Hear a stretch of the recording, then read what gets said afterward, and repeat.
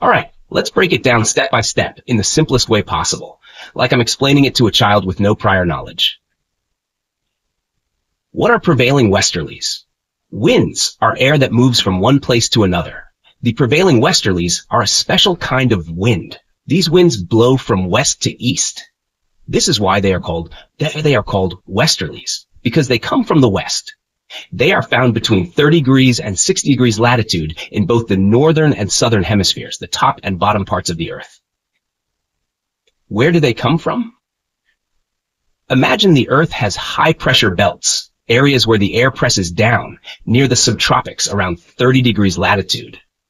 The westerlies blow outwards from these high-pressure areas and travel towards the poles, north or south.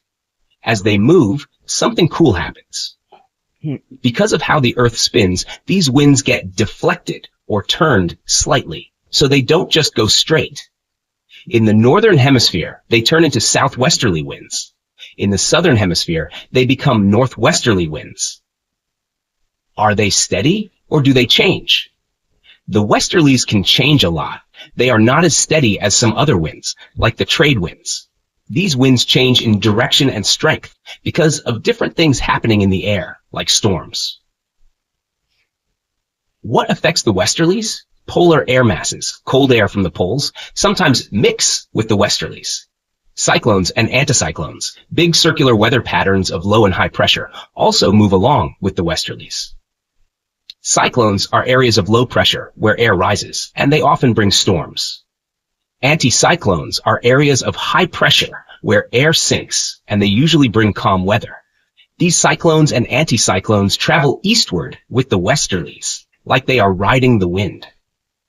Do the westerlies always blow from the same direction?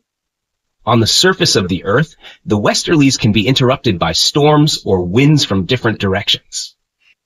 But if you go high up in the sky, where cirrus clouds, thin, wispy clouds form, the westerlies are more steady and consistently blow from the west.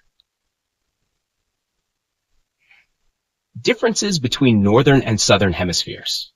In the northern hemisphere, there is more land with mountains and plateaus. This makes the westerlies a bit weaker and less steady. In the southern hemisphere, there is more water, oceans. This means the westerlies are stronger and more consistent because there's less land to block or disturb them. When are they strongest? The westerlies are stronger in the cold season, like winter. Especially in places like the North Atlantic and North Pacific, the westerlies get stronger because of pressure differences. In winter, the land gets very cold, but places like the Aleutian and Icelandic areas have low pressure systems, so the air moves quickly to balance the pressure. Special names for strong westerlies in the southern hemisphere. In the southern hemisphere, between 40 degrees and 60 degrees S latitude, the westerlies are very strong. Sailors have given them fun nicknames. Roaring 40s, winds between 40 degrees and 50 degrees S. Furious 50s, winds between 50 degrees and 60 degrees. Screaming 60s, winds between 60 degrees and 70 degrees. These names show just how powerful these winds are in that part of the world, especially on the open ocean. Example to understand westerlies. Imagine you're standing on a beach. Now think of the wind blowing from behind you, from the west, pushing things like leaves or kites towards the east. That's how the westerlies work, except they cover a much larger area and blow across thousands of kilometers. Extra simplification. Winds move because the air tries to balance the differences in pressure. When there's high pressure in one place and low pressure in another, the air rushes from high to low, creating wind. The westerlies are important because they help move weather patterns around the Earth. They carry storms and warm or cold air, affecting the climate in many parts of the world. Does that make sense? Let me know if you'd like to explore more or need any other part explained further.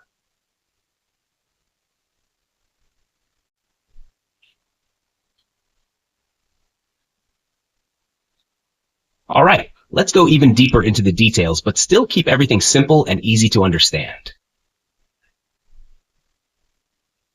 What are polar easterlies? Polar easterlies are winds. Winds are just air moving from one place to another. The polar easterlies are special winds that come from the polar regions. the very top and bottom of the Earth, near the North Pole and South Pole. These winds blow from east to west, so they are called easterlies. But they are a bit different from other winds because they come from the coldest places on Earth. Why do the polar easterlies blow? The poles, North and South Pole, are cold and have high pressure. Think of high pressure as a big pile of air pushing down on the ground. Areas a bit farther away from the poles have lower pressure, less air pushing down. Air always moves from high pressure to low pressure. This is how winds are created. So the air moves out from the poles towards warmer places. What is a polar high? At the poles, there is an area of high pressure called the polar high. This is where the air is pushing down on the Earth, creating polar easterlies as the air moves away from the pole. But here's an important thing. The polar high is not always there. It changes depending on the season and the weather, especially in the North Pole area. How do polar easterlies behave in the Northern Hemisphere near the North Pole? The North Pole doesn't have regular polar easterlies that always blow the same way. The winds are not steady. They come and go depending on the weather. There are no regular winds blowing straight from the North Pole itself. The polar high, the high pressure area at the pole, is not permanent. This means the winds from the pole aren't consistent. However, some easterly winds, winds coming from the east, blow out from places like Greenland. In winter, cold places like Siberia, in Russia and Canada have high pressure areas, and from these places you can sometimes see easterly winds blowing. Over the North Atlantic and North Pacific Oceans, storms, called depressions, can form. On the poleward side, the side closer to the pole of these storms, you might find easterly winds. Are the winds in the polar regions always the same? In the polar regions, the winds can blow from many different directions. It's not always the same. The reason is that local weather disturbances, things like storms or changing weather patterns, can control which way the wind blows. So the winds in the polar regions are not predictable. They don't always come from the same direction. How do polar easterlies behave in the southern hemisphere, near the South Pole? In the southern hemisphere, the polar easterlies are a bit more steady and stronger. Over Antarctica, the large frozen continent at the South Pole, there is a big high-pressure system on the high plateau, the flat, raised land in the middle of Antarctica. This creates easterly winds that blow outwards. These easterly winds can even be felt near the Indian Ocean, especially near the Antarctic coast. Why don't we know much about polar easterlies? Scientists don't know much about how the air behaves in the very high latitudes, areas really close to the poles. Our knowledge of the atmosphere and weather only extends up to 70 degrees or 75 degrees latitude in the northern hemisphere and 60 degrees latitude in the southern hemisphere. Beyond that, our information is very limited. What we do know about the polar regions is very incomplete. There's still a lot to learn. Examples to help you understand. 1. Imagine you have a large freezer at home. When you open the door, the cold air inside moves out into the warmer room. This is kind of like the polar easterlies. The cold air from the poles moves out towards the warmer areas of the Earth. 2. Think of the high-pressure area, polar high, as a balloon filled with air. When you open the balloon, which is the pole, the air rushes out, just like the polar easterlies rush out from the high-pressure area at the poles. Extra information to simplify. Polar easterlies are part of the Earth's wind system, and they help move cold air away from the poles. These winds, combined with other winds, help balance the temperature and weather all around the planet.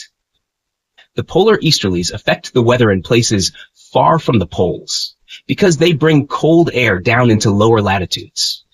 Winds are just like the air trying to even out the temperature and pressure across the Earth. Does this make sense? If you need any part explained even more simply, just let me. I'm happy to keep going.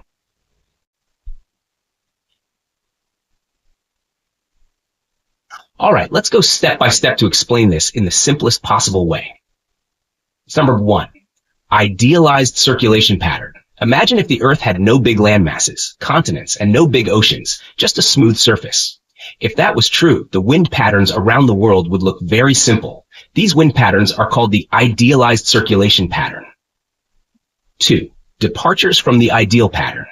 However, in reality, the Earth has large continents, oceans, and mountains.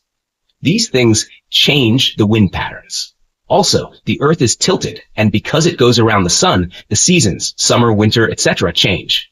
All these factors make the actual wind patterns look different from the ideal ones. Number 3. Northern Hemisphere surface winds. Now let's focus on the Northern Hemisphere, the upper half of the Earth where we live, like North America, Europe, and Asia. The wind flow here is not as smooth as the ideal pattern. 4. Continents versus oceans. Continents like Asia and North America heat up and cool down much faster than oceans. So during the summer, the land becomes very hot, and during winter, it becomes very cold. Oceans, on the other hand, stay more or less the same temperature. Example. Imagine standing near a beach. The sand gets very hot during the day, but the water stays cooler. At night, the sand cools down faster, but the water remains warmer. 5. Effect of temperature on pressure. Hot areas on land create low pressure, and cooler areas, like the oceans, have high pressure. Wind always moves from high pressure areas to low pressure areas, just like water flows from a higher place to a lower place. Number 6. Doldrums shift. There is an area near the equator called the doldrums. This is where the wind is calm. Normally, it should stay near the equator, but because of the uneven heating of land and water, the doldrums shift. Sometimes they move a bit north or south depending on the season. Example. Imagine a blanket being moved around. If the Earth had no continents, the blanket would stay in one place. But since the continents change temperature, the blanket gets pushed around. 7. Subtropical high pressure belt. This is a belt of high pressure found around 30 degrees latitude, north and south. It shifts with the seasons. In summer, when the land is hot, this high-pressure belt disappears from over the continents. But in winter, it comes back because the land is cold. 8. Trade winds in summer, July. In July, the northern continents, like Asia, get very hot. This creates large low-pressure areas. Winds from the ocean blow toward the land to fill these low-pressure areas. In Asia, these winds bring the summer monsoon. Monsoon example. In India, during the summer, the land heats up and air pressure drops. Moist air from the ocean blows toward the land, bringing heavy rains. 9. Crossing the equator. Monsoon winds. Some winds, like the southeast trade winds, start in the southern hemisphere, but cross the equator to reach the northern hemisphere. When they cross the equator, they change direction. Instead of blowing straight, they bend to the right and become the southwest monsoon. Example. Imagine you're running straight, but when you cross a line, you're forced to turn. This is because of the Coriolis effect, which makes winds bend due to Earth's rotation. 10.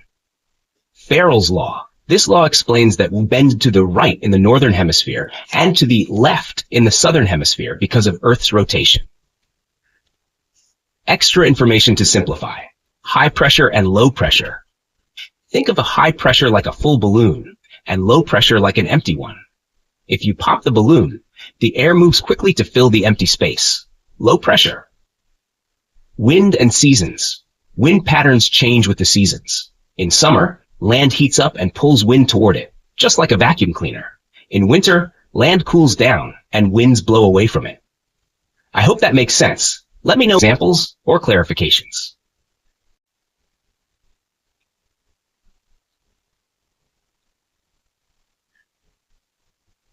Let's break this down step by step in the simplest way possible, like a story. 1.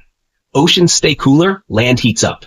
Oceans stay cooler than land during summer because they don't heat up as fast. This cooler temperature creates high pressure over the oceans. Example. Think of a bowl of soup and a cup of water. The soup heats up quickly, like land, while the water stays cool longer, like the ocean.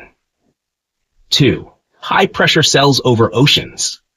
These high-pressure areas over oceans are like giant air bubbles sitting over the water. In the North Pacific Ocean, this high-pressure area is called the Pacific High. In the North Atlantic Ocean, it's called the Azores High. Example.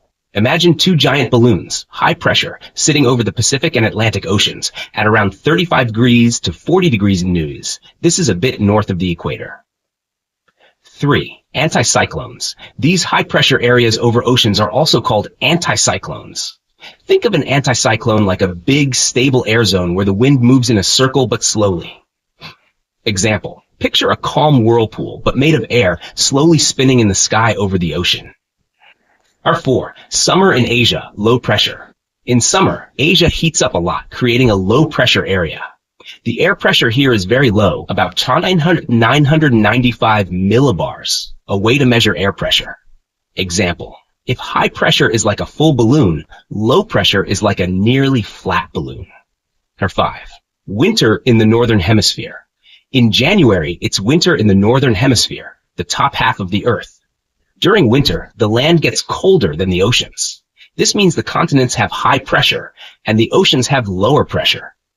Example. The land cools down, creating a strong bubble of air, high pressure, over places like Asia. 6. Wind blows from land to sea in winter. When pressure is higher on land and lower over the oceans, the wind blows from the land to the oceans. This is the opposite of what happens in summer when the wind blows from oceans to land. Example. Imagine air moving from a full balloon, land with high pressure, toward an emptier balloon, ocean with lower pressure. 7. Winter monsoons in Asia. In Southeast Asia, this wind blowing from the land to the sea is called the winter monsoon. These winds come from the northeast and are dry because they're coming from cold land. Example. Think of cold air blowing out of a freezer toward the ocean. 8. The Siberian high and dry winds. In winter, a very strong high-pressure area forms over Siberia, a large region in Asia. This high pressure is so strong that it pushes cold, dry air from Siberia toward the equator. This dry air causes the winter monsoon in places like India and Southeast Asia. Example. Imagine a huge, icy mountain in Siberia blowing freezing air down toward warmer areas. 9. Intertropical Convergence Zone, ITCZ. The cold winds from Siberia move toward the Intertropical Convergence Zone, ITZ, which is an area near the equator where warm winds from the north and south meet. The ITCZ is like a meeting point for winds from both hemispheres. Extra information to simplify. High pressure versus low pressure. Remember, high pressure is like a fully inflated balloon, and low pressure is like a flat or deflated one.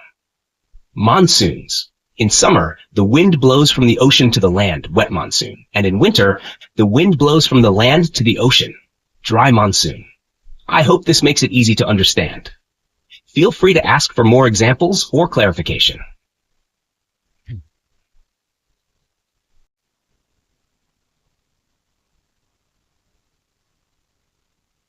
Let's go into more detail, step by step, and I'll make everything as simple as possible for you.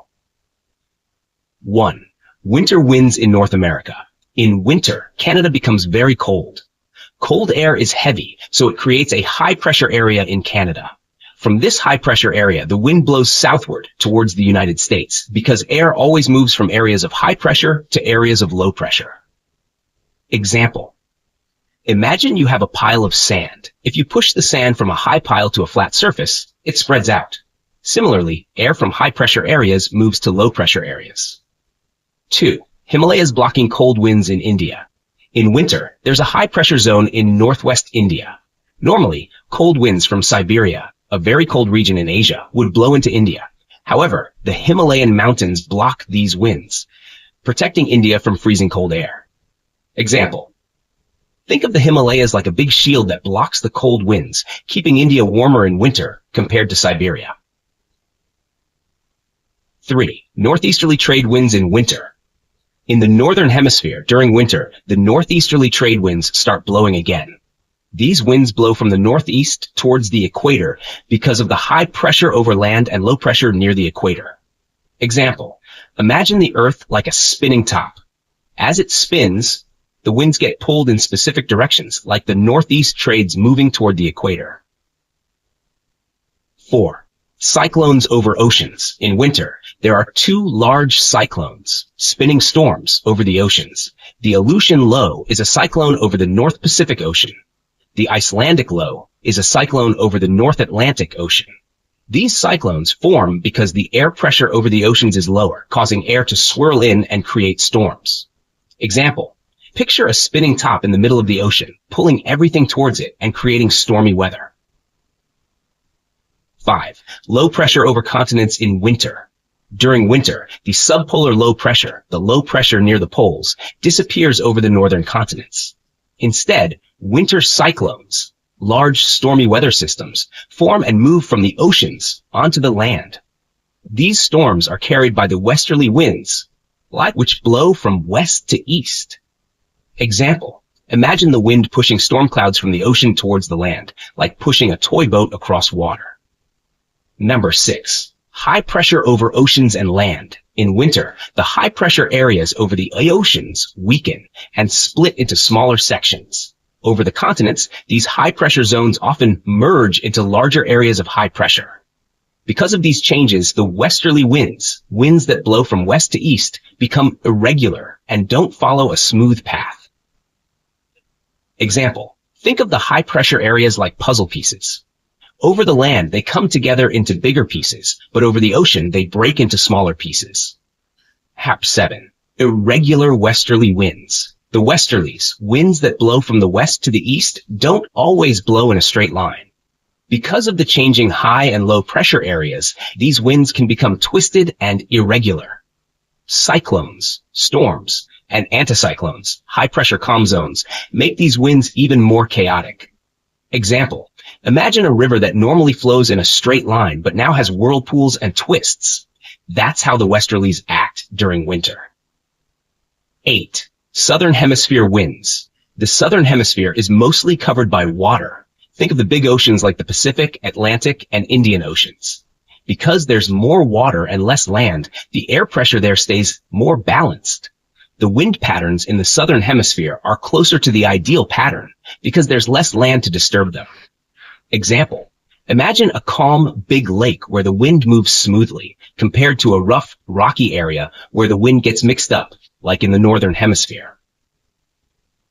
Number 9. Antarctica's role. In the Southern Hemisphere, Antarctica is a big, cold continent right at the South Pole. It's surrounded by a large ocean. Because Antarctica stays very cold all year round, and there's mostly ocean around it, the pressure and wind patterns don't change much. Example, think of Antarctica like a huge ice cube sitting in the middle of the ocean. It stays cold and doesn't change much, so the winds stay more consistent.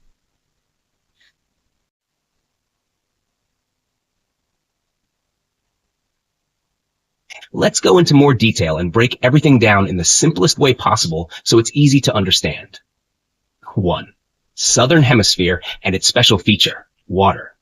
The Southern Hemisphere has more water and less land compared to the Northern Hemisphere. Most of it is made up of oceans and just a few land masses like Australia and parts of South America. Because there is more water, the air pressure, which is how much air is pushing down on the Earth, stays more even. It's like water being calm and smooth with fewer bumps and hills compared to land. This makes the wind and air movement simpler and smoother in the Southern Hemisphere. 2. Antarctica and the surrounding oceans. Antarctica is the big, cold continent right at the South Pole. It's surrounded by a huge amount of ocean. Because it's so cold, the air over Antarctica is heavy and cold, which creates high pressure. The oceans around Antarctica also affect how the winds move. The cold air from Antarctica mixes with the ocean air, which creates a large zone of low pressure around it.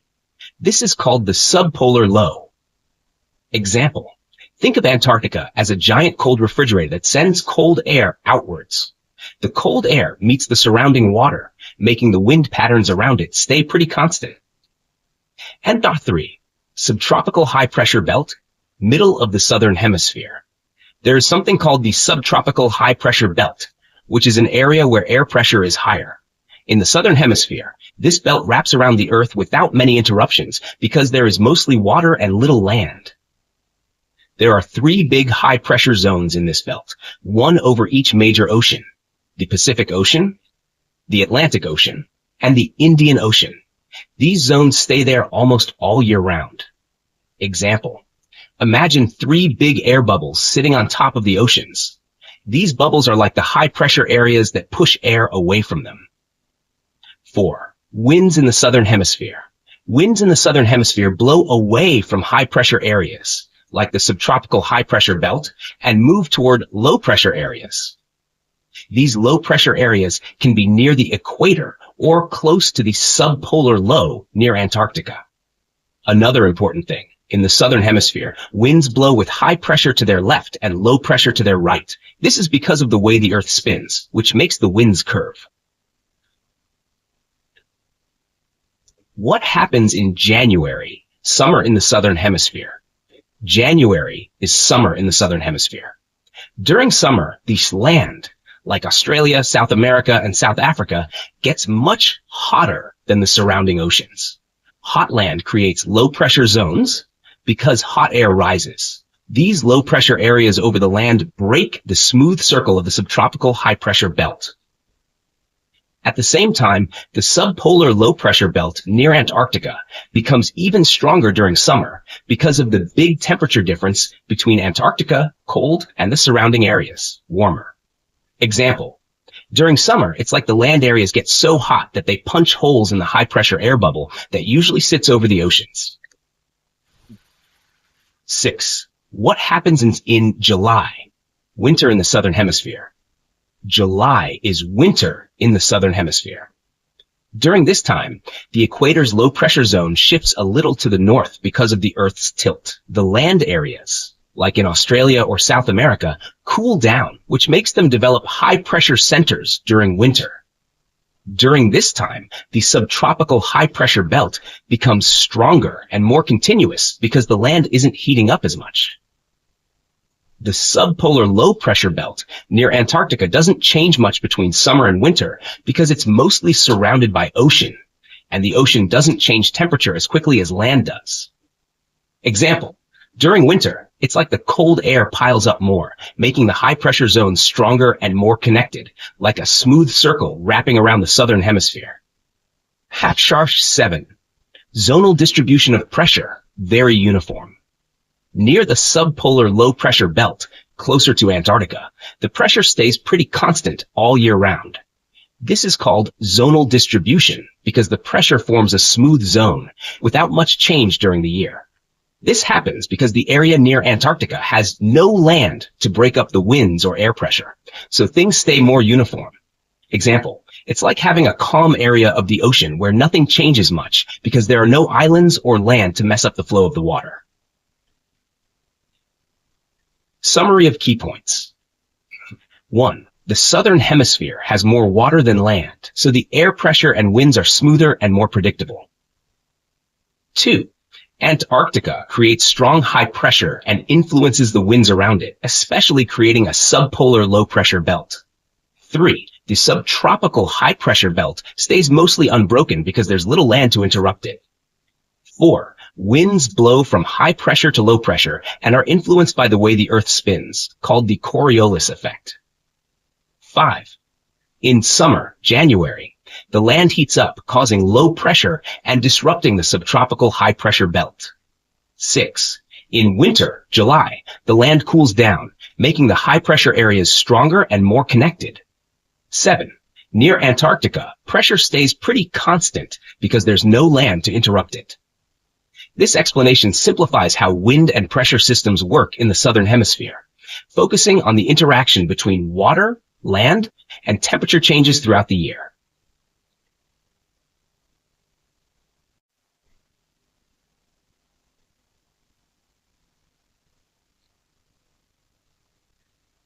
Let's break this down and explain everything step by step in the simplest way possible. 1. Airflow pattern in the Southern Hemisphere. Airflow means how the wind moves in the Southern Hemisphere, which is the bottom half of the Earth. The way air flows in this part of the world is controlled by pressure, how heavy or light the air is in different areas. Example. Imagine air like water in a bathtub. If one side of the tub has more water, high pressure, it will naturally flow toward the side with low pressure. The same thing happens with air. It moves from high pressure areas to low pressure areas. 2. The Intertropical Convergence Zone, ITC. There's an imaginary line near the equator, the middle of the Earth, called the Intertropical Convergence Zone, ITC. This is where winds from both the northern and southern hemispheres meet and create lots of clouds and rain. In the southern hemisphere, winds come from the southeast and are called trade winds. When the ITC moves a bit north, closer to the northern hemisphere, the southeast trade winds cross over into the northern hemisphere. Once they cross the equator, something strange happens. They turn or hook to the right and start blowing from the southwest. This is because of the way the Earth spins. Example. Imagine you're running straight, but on a spinning merry-go-round. As you run, your path curves because of the spinning. That's what happens to the winds when they cross the equator. Hooked trades, summer monsoon in India. When these southeast trade winds hook to the right and blow from the southwest in the northern hemisphere, they are called the hooked trades. In India, these hooked trades bring warm, wet air from the ocean, causing lots of rain. This rain is called the summer monsoon. Example, think of the winds like a wet sponge being carried from the ocean to India. When it gets there, the sponge squeezes out all the rain, causing heavy showers. 4. Westerlies in the southern hemisphere.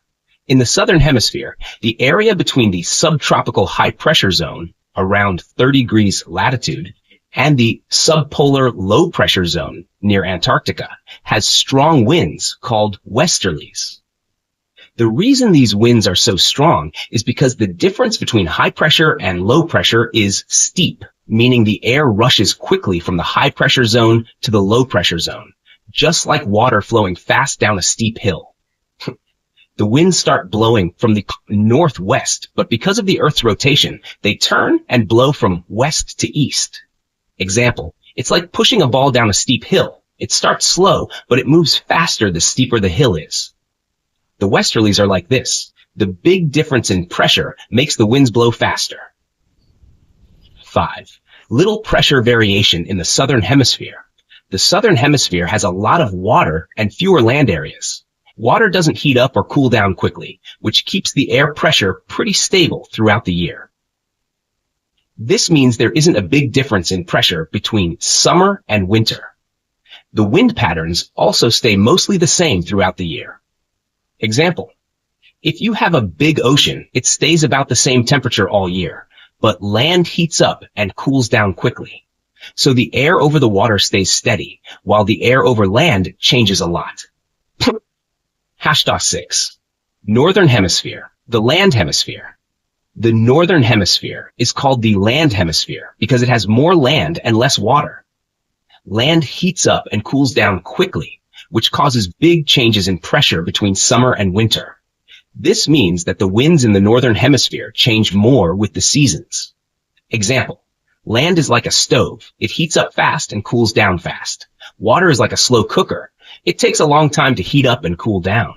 So the air over land changes quickly, but the air over water stays more constant.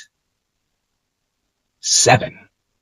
Summary of the general circulation pattern. Overall, even though the northern hemisphere and southern hemisphere are different, the general wind patterns around the Earth are not too far off from what we've just described. The southern winds tend to be steady because of the ocean, while the northern winds change more because of the land. Key takeaways. 1. Air pressure controls how wind moves. Air moves from areas of high pressure to low pressure. 2. In the southern hemisphere, the ITC shifts north, causing the southeast trade winds to curve right, becoming southwest winds in the northern hemisphere. 3. These hooked trades bring the summer monsoon to places like India, bringing a lot of rain. 4. The westerlies are strong winds that blow from west to east in the southern hemisphere due to the big difference in pressure between the high pressure and low pressure zones. 5. Because the southern hemisphere has a lot of water, the air pressure doesn't change much between summer and winter, so the wind patterns stay steady. 6. In the northern hemisphere, there's more land, so air pressure and wind patterns change more with the seasons. I hope this helps you understand how the air and winds move in the southern hemisphere and why they are different from those in the northern hemisphere. Let me know if you need further clarification on anything. 1. Why do wind belts move? The Earth is tilted on its axis. It's not straight up and down, but tilted at an angle of 23.5 degrees. This tilt is why we have seasons. The Earth also moves around the sun once every year. Sometimes, the sun shines directly on the northern half of the Earth, and sometimes on the southern half. Example: imagine you're holding a tilted flashlight and moving it around a ball. The light will hit different parts of the ball at different times, just like how the sun shines on different parts of Earth. Point 2. Summer and winter solstice. When the sun shines directly above the Tropic of Cancer, a line at 23.5 degrees north. It's called the summer solstice in the northern hemisphere. This happens around June 21 st. Example: in the northern hemisphere, places like the USA and India have their longest day of the year on this date. When the sun is directly above the Tropic of Capricorn, a line at 23.5 degrees south, it's the winter solstice in the northern hemisphere. This happens around December 21 st. Example: in the northern hemisphere, this is the shortest day of the year, and it's usually very cold. Point 3. How does the sun's movement affect wind? As the sun moves north and south throughout the year, the amount of sunlight different places on Earth receive also changes. Because sunlight controls temperature, more sunlight means warmer weather. The temperature belts, hot, cold, etc., also shift north and south during the year. Since pressure and wind are also controlled by temperature, these wind belts, areas where winds blow in specific patterns, move north and south too. Following the sun example: when the sun is shining on the Tropic of Cancer in June, the wind belts shift a bit to the north. When the sun shines on the Tropic of Capricorn in December, the wind belts shift to the south. Point 4. Wind belt shifts are different over land and ocean. The movement of wind belts is not the same everywhere. Over oceans, large bodies of water like the Pacific or Atlantic Ocean, the movement of wind belts is small. Over land, like North America, Asia, etc., the wind belts shift a lot. This is because land heats up and cools down faster than water. So, the temperature changes more quickly over land, which moves the wind belts more. Example: think of land as a stove that heats up quickly and cools down quickly. The ocean, on the other hand, is like a big pot of water on the stove. It takes a long time to heat up and cool down. Point 5. The wind belts move slowly, time lag. The wind belts don't move right away with the sun. They take time to catch up. In fact, the wind belts are usually 1 or 2 months behind the sun's position. This delay is called the time lag. The time lag is longer over oceans than over land. Example: even though the sun is at its highest point in the sky on June 21st, summer solstice, the hottest weather might not come until July or August. This delay is due to the time lag. Point 6. Land makes things complicated. The land, with its mountains, valleys, and uneven surface, makes the movement of air more complicated than it would be over a flat, smooth surface like the ocean. Also, the temperature over land can change a lot between summer and winter. This makes the wind patterns more difficult to predict over land. Example: if you blow air across a flat table, it moves smoothly. But if you blow air over a bunch of rocks, the air moves in all different directions. The land on Earth is like the rocks. It makes the wind harder to predict. Point 7. Actual winds versus ideal winds. In theory, wind belts should move in a simple, predictable way as the sun moves. But in reality, it's much more complicated because of all the factors we just discussed: land, oceans, time lag, etc. Actual winds are often different from what we would expect in an ideal situation. Example: you might expect the wind to blow in one direction because the sun is shining in a certain area, but the land, ocean, and temperature differences can cause the wind to blow in unexpected ways. Key takeaways: the Earth is tilted and moves around the sun, which causes seasons. The sun shines directly on the Tropic of Cancer in June, summer solstice, and on the Tropic of Capricorn in December, winter solstice. As the sun moves north and south, the temperature belts, pressure belts, and wind belts also move north and south. The wind belts move more over land than over the ocean because land heats up and cools down faster. The wind belts don't move right away with the sun. There's a time lag, which is longer over oceans than land. Land, with mountains, valleys, etc., makes the movement of air more complicated than it would be over a smooth surface like the ocean. In real life, winds are more complicated than the simple wind patterns we expect. I hope this breakdown makes the concept of shifting wind belts easier to understand. Let me know if anything is still unclear, or if you'd like more examples.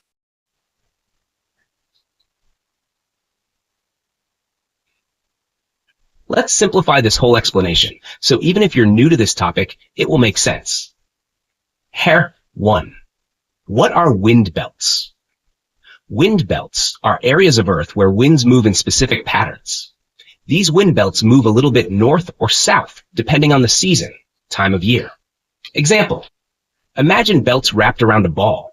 As the ball moves, these belts slide up and down a little bit. The same happens to wind belts on Earth as the seasons change. 2. What happens in regions between wind belts? There are some regions on Earth that sit between these moving wind belts. These regions are more affected by the movement of the wind belts than other areas because the winds change more in these places during the year. Example, if you live in a place where two weather patterns meet, your weather could change a lot depending on the time of year. First region, 5 degrees to 15 degrees latitude.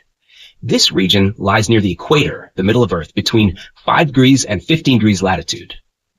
In summer, this region gets a lot of rain because it falls under the Intertropical Convergence Zone, ITCZ, where warm, moist air rises and causes precipitation.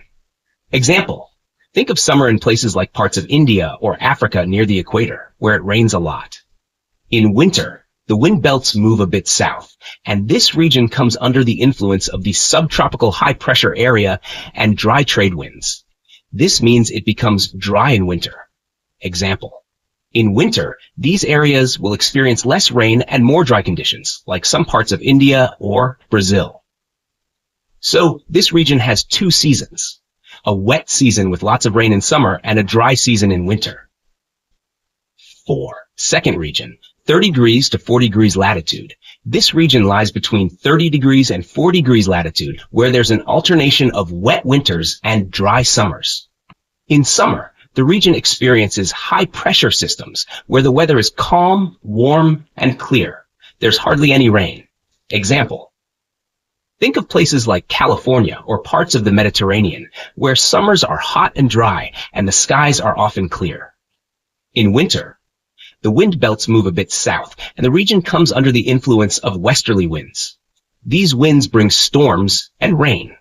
Example, think of places like Italy or Spain, where winters can be rainy and stormy.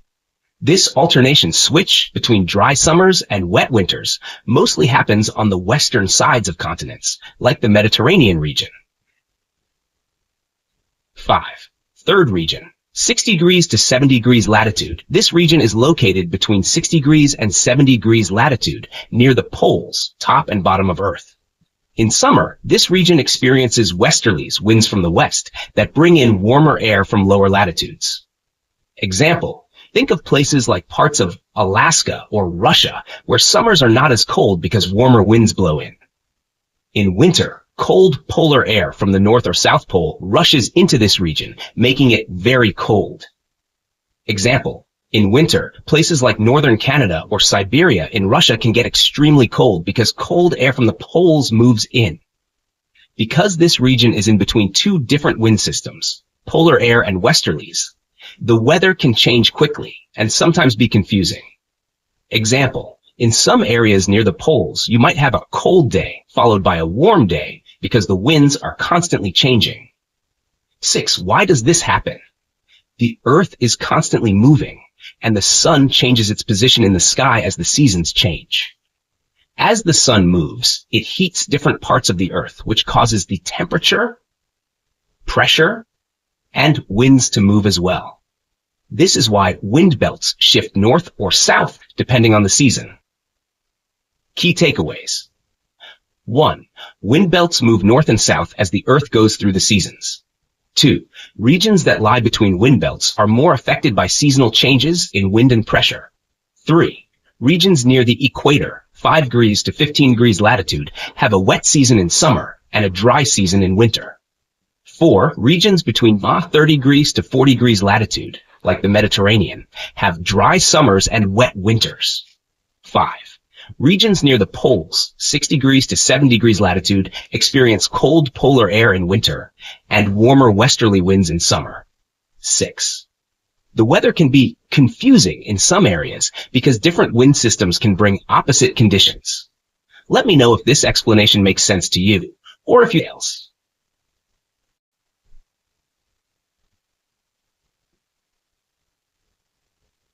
Let's go step by step and make this very simple for you. I'll explain everything as clearly as possible so it feels like a story about wind. Part 1. What are tropical winds? Tropical winds are winds found between the tropics of Cancer and the tropics of Capricorn, close to the equator. Traditionally, scientists believed these winds always moved in the same direction and were very predictable. But modern studies and observations have shown that these winds aren't always as predictable as once thought. 2. Old beliefs versus modern observations. In the old view, scientists thought the trade winds, winds blowing from east to west, were always blowing in the same direction near the equator, particularly over oceans. They also thought that calm weather, with occasional rain showers, was always present near the equator in a region called the doldrums. Example: imagine thinking that the winds always behave like a well-organized group of people, walking in a straight line without ever changing direction. In the modern view, during World War II, when scientists studied the atmosphere more closely, they found that tropical winds weren't always the same. Violent storms like hurricanes and typhoons form in the tropics and even in the doldrums, where calm winds were once expected. These areas are often hit by disturbances like waves of strong winds from other regions, making the weather unpredictable. Example: imagine that instead of walking in a straight line, the group of people is sometimes pushed around by stronger winds, causing them to lose direction. What's different in modern observations? Scientists have learned the following. Trade winds don't always blow in the same direction. Their regularity is only true in certain parts of tropical oceans, not everywhere. Trade winds weaken or change direction near the edges of the tropical region, so they aren't as strong or reliable in all areas. The trade winds are less regular in the western parts of tropical oceans. This means places like the Caribbean or the Philippines might not always have the same steady winds. Anti-trades, winds blowing in the opposite direction, high up in the atmosphere, are not present everywhere. They exist in limited areas. Example: think of the winds as people walking on a beach. In some areas, they walk in a straight line. In other areas, the people get confused and don't walk as neatly, and some even start moving in the opposite direction. Hop 4. Trade winds. What we've learned. Trade winds only behave as we expect in a narrow area near the equator. Beyond that, they can change. In the western parts of the tropical oceans, storms, like hurricanes, make trade winds more unpredictable. Sometimes the trade winds blow parallel to the equator in these western parts, instead of blowing east to west as expected. Example: think of a highway. The car's winds are supposed to drive in one lane in a straight line, but on some roads they start drifting and even move sideways. 5.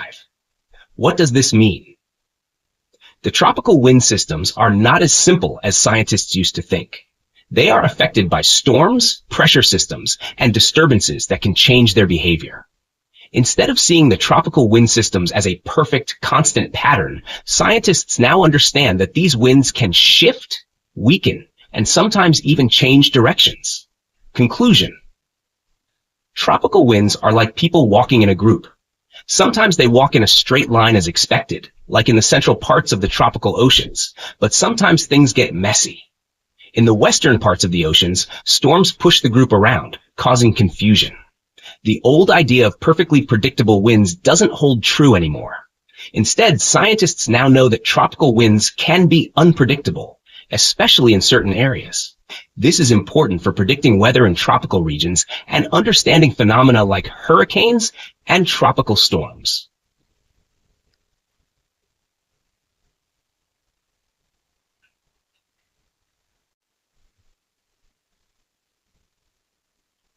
Let's go deeper into this concept, still keeping it simple and clear.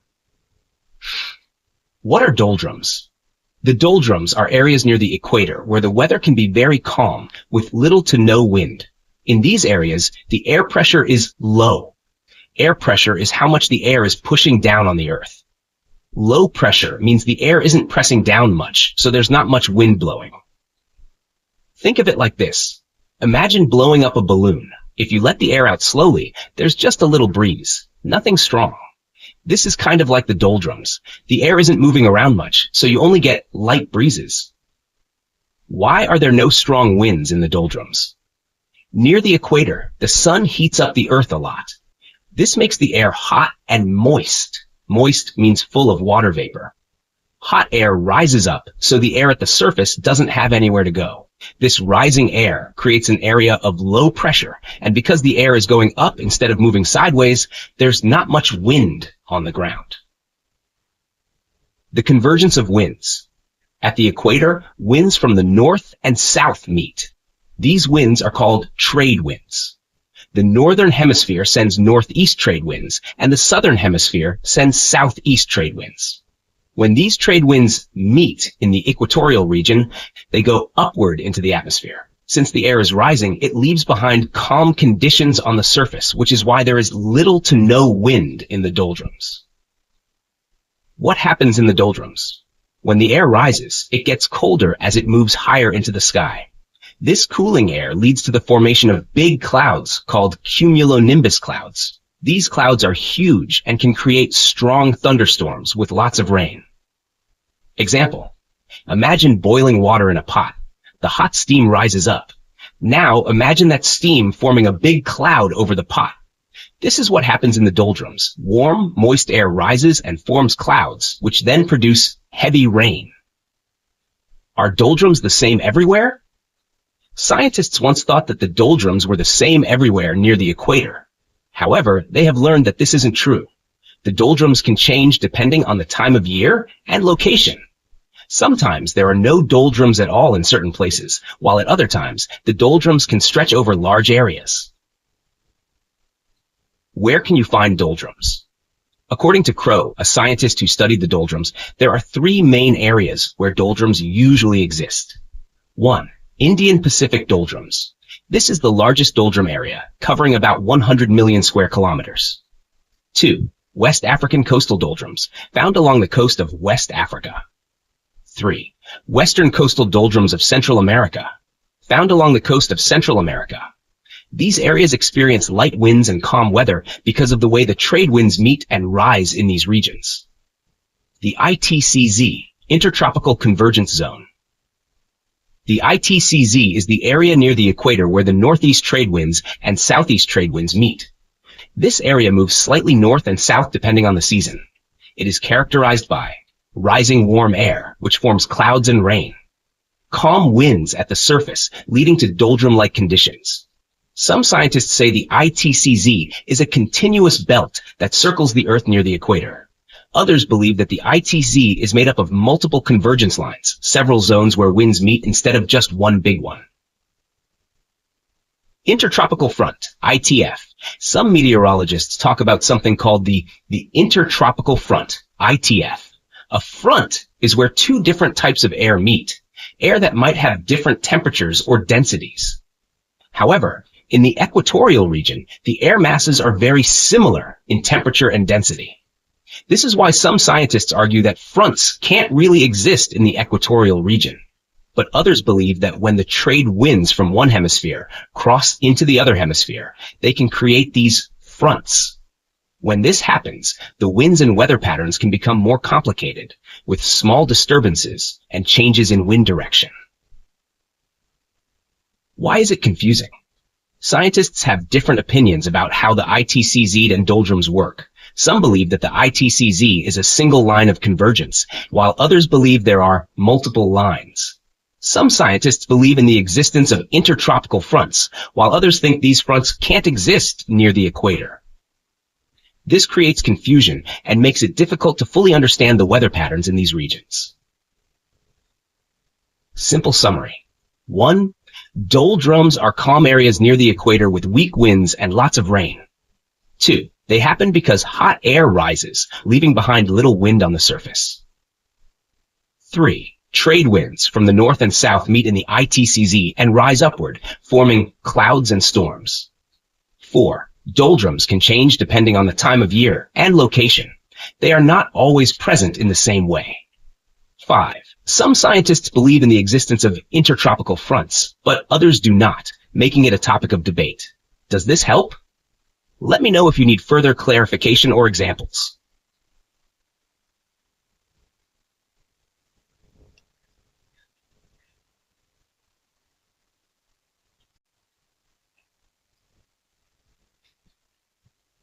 Let's explain vertical temperature distribution in trade winds, step by step in the simplest way, with more details and examples.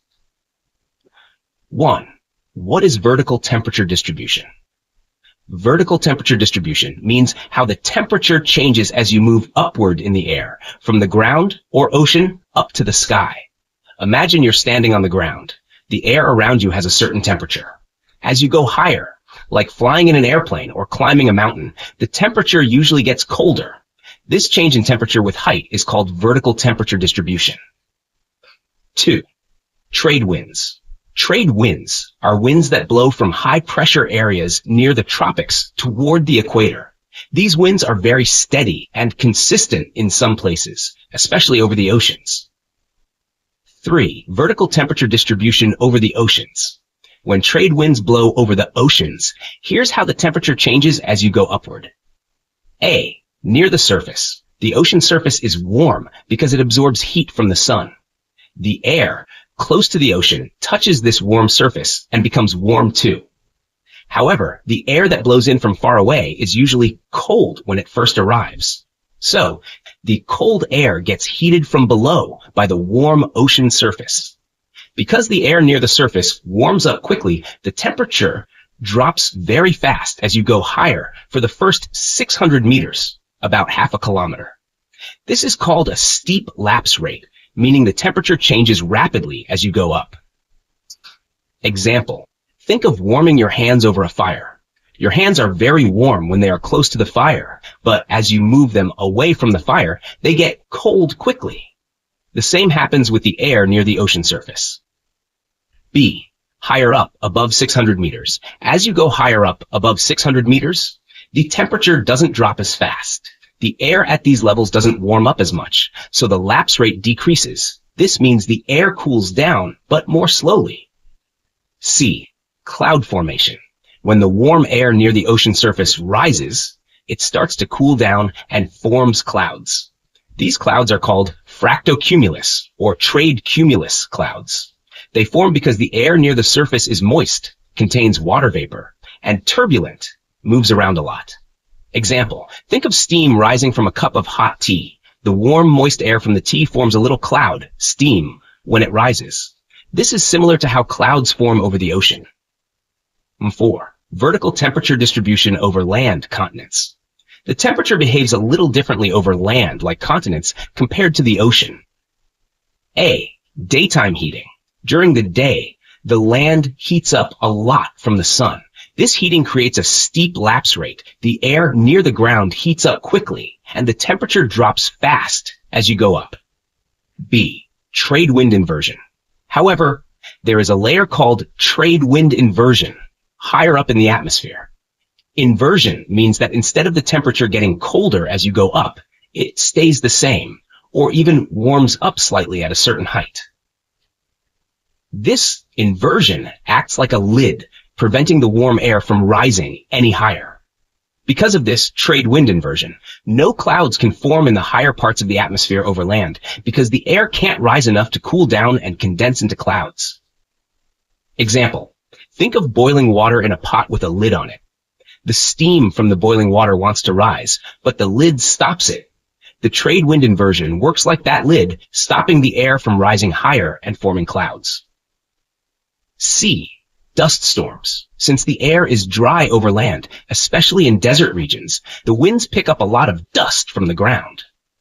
This is why places with trade winds, like tropical deserts, often have dust storms, clear skies, and strong sunshine. Example: in a dry, dusty room with sunlight streaming in through the window, you can often see dust particles floating in the air. This is like what happens in the desert when trade winds blow across the land, kicking up dust and creating dust storms. 5. What happens in tropical deserts? In tropical deserts, the land is dry and hot, so the air near the surface is very warm. But because of the trade wind inversion, the warm air can't rise much, so no clouds form. Instead, the winds blow across the dry land and pick up a lot of dust, creating dust storms. These deserts usually have clear skies and strong sunshine because there are no clouds to block the sun. Example, in deserts like the Sahara, you often see clear skies with very strong sunlight and sometimes big dust storms because the hot, dry air near the ground can't rise to form clouds. Summary. 1. Over oceans. Near the surface, the ocean heats up the air quickly, so the temperature drops fast as you go upward. Steep lapse rate. Clouds called trade cumulus form because the air is moist and warm. Higher up, the temperature doesn't drop as fast. 2. Over land, continents. The ground heats up during the day, creating a steep lapse rate near the surface. A trade wind inversion higher up prevents the air from rising, so no clouds form. Dust storms occur because the dry air picks up dust from the land. 3. Tropical deserts. Deserts have clear skies, strong sunshine, and dust storms because the air is too dry for clouds to form, and the inversion keeps the air close to the ground. This is the simple explanation of how temperature changes in trade winds as you go up in the atmosphere, both over oceans and land.